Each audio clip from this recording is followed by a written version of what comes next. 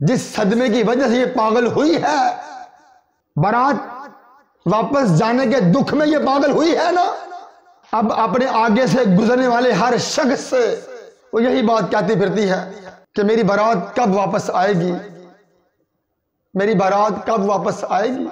خدا را اللہ کا واسطہ ہے معاشرے والوں، میں آپ کے آگے ہاتھ جوڑتا ہوں، اللہ کی اس مخلوق پر رحم کر دیں۔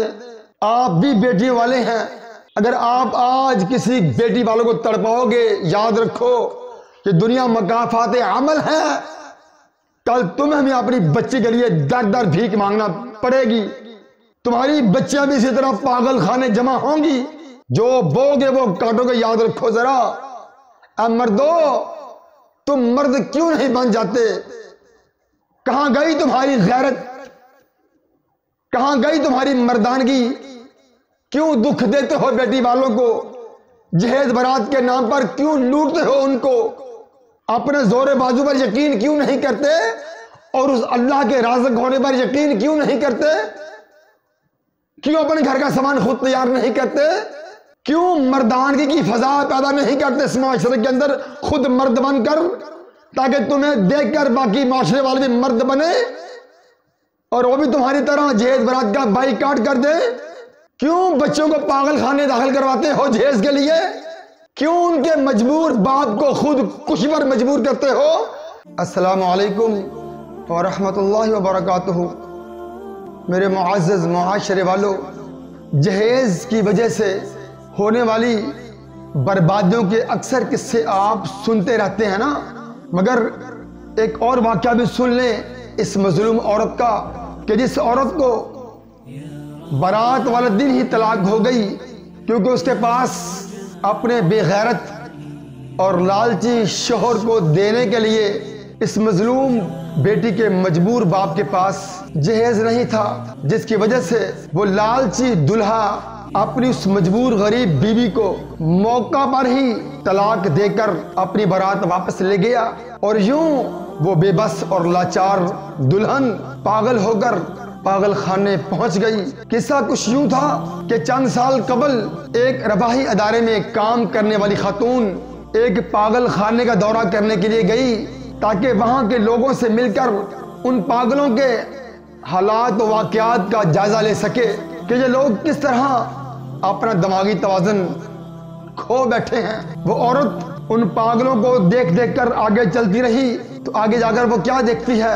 ایک مظلوم بے بس لاچار بکھرے بالوں والی ایک خوبصورت لڑکی جو کہ زمین پر بیٹھی اپنی انگلیوں سے اس زمین کو کرید رہی تھی اپنے ہاتھوں کے ساتھ۔ جب وہ رفاہی ادارے میں کام کرنے والی سماجی کارکن وہ خاتون اس کے پاس سے گزرنے لگی تو اس عورت کو دیکھ کر اس کے قدم وہیں جم گئے، رک گئے، وہ آگے نہ جا سکی۔ اس عورت کی بے بسی کو دیکھ کر اس عورت سے اس کا حال احوال معلوم کرنا چاہا تو وہ بے بس مجبور لاچار عورت خود ہی اس سماجی کارکن خاتون سے کہتی ہے، سنیں ذرا کیا کہتی ہے، اور وہ کس دل سے کہتی ہوگی یہ الفاظ کہ کیا میری بارات واپس آ گئی ہے؟ یہی الفاظ بار بار دہرا رہی تھی تو وہ سماجی کارکن وہ خاتون اسے جب پتہ چلایا کہ یہ کیا واقعہ ہے، یہ پاگل عورت یہ الفاظ بار بار کیوں دہرا رہی ہے، تو جب اس نے اس ادارے سے کہ یہ مسئلہ کیا ہے، کیا وجہ ہے، اسے کیا صدمہ پہنچا ہے کہ یہ بار بار ایک ہی الفاظ بول رہی ہے کہ میری بارات کب واپس آئے گی، تو پھر انہوں نے اس عورت کو بتایا کہ یہ لڑکی غریب تھی، اس کا باپ بھی غریب تھا، اس کی جس جگہ شادی طے ہوئی تھی نا، ان لڑکے والوں نے ان سے پہلے یہ بات کہی تھی اس کے باپ سے کہ آپ شریف لوگ ہیں، ہمیں پتہ ہے کہ آپ غریب بھی ہیں، ہمیں آپ کی بچی کا رشتہ قبول ہے۔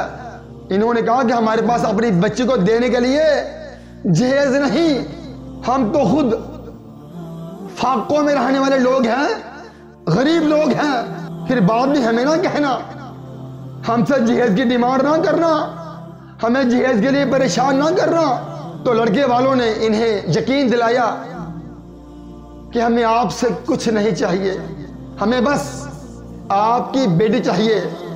یہ بات طے کر کے جب اس بچے کی شادی کا دن آیا، لڑکا بارات لے کے آیا، نکاح ہوا، بارات کا کھانا کھایا، گوشت نوچا اس غریب باپ کا، اس بے بس مجبور باپ کا۔ کھانا کھانے کے بعد جب واپس جانے لگے تو انہوں نے اس مجبور بیٹی کے بے بس باپ سے جہیز کا مطالبہ کر دیا۔ یہ ہوتے ہیں منافق ڈاکو، جن کی زبان پہ کچھ ہوتا ہے، ان کے دل میں کچھ ہوتا ہے۔ لڑکی والوں نے کہا کہ آپ نے تو خود ہی کہا تھا کہ ہمیں جہیز میں کچھ نہیں چاہیے، ہم نے تو آپ پر اعتبار کر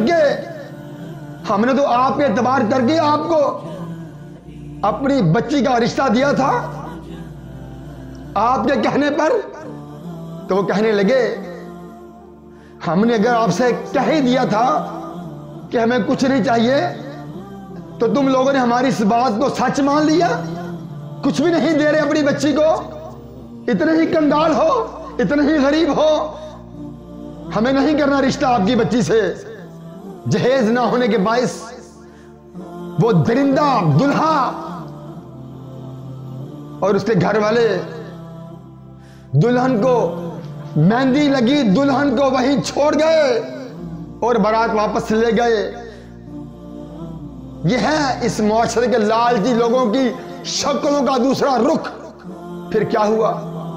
جب یہ بات اس دلہن کے کانوں میں پڑی تو وہ اس صدمے کی تاب نہ لا سکی اور وہ پاگل ہو گئی، اپنا دماغی توازن کھو بیٹھی۔ اس مجبور والدین کے پاس اپنی بچی کے علاج کے لیے پیسے بھی نہیں تھے، جس کی وجہ سے انہوں نے اپنی اس پاگل ہونے والی بچی کو پاگل خانے داخل کرا دیا۔ اور یہ بچی، اس کے پاس سے آج جو بھی گزرتا ہے نا جی، جس صدمے کی وجہ سے یہ پاگل ہوئی ہے، بارات واپس جانے کے دکھ میں یہ پاگل ہوئی ہے نا، اب اپنے آگے سے گزرنے والے ہر شخص سے وہ یہی بات کہتی پھرتی ہے کہ میری بارات کب واپس آئے گی، میری بارات کب واپس آئے گی۔ خدا را اللہ کا واسطہ ہے معاشرے والوں، میں آپ کے آگے ہاتھ جوڑتا ہوں، اللہ کی اس مخلوق پر رحم کر دیں۔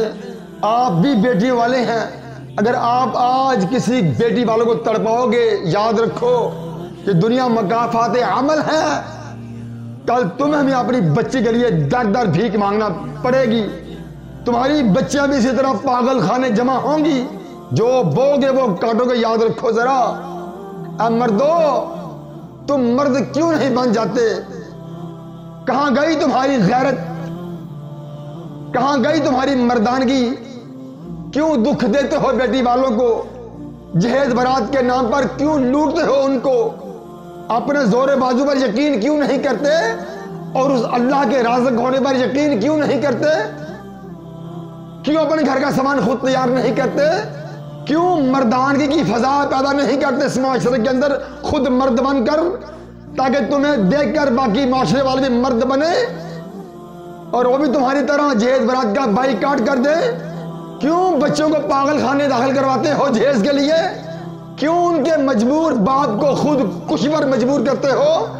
کیوں مجبور بیٹیوں کے بھائیوں کو ڈاکو چور بناتے ہو؟ کیوں کرتے ہو؟ آئیں سب مل کر عہد کریں، انشاءاللہ شادی کریں گے، اپنے زور بازو پر یقین کریں گے اور اپنے اللہ کے رازق ہونے پر یقین کریں گے، جہیز برات کا بائیکاٹ کریں گے۔ تمہاری اس ادا سے یقین کریں اس کائنات کی کایا انشاءاللہ پلٹ جائے گی اور تمہارا اللہ تم سے بڑا راضی ہو جائے گا۔ کرو مہربانی تم اہل زمین پر، خدا مہربان ہوگا عرش بری پر۔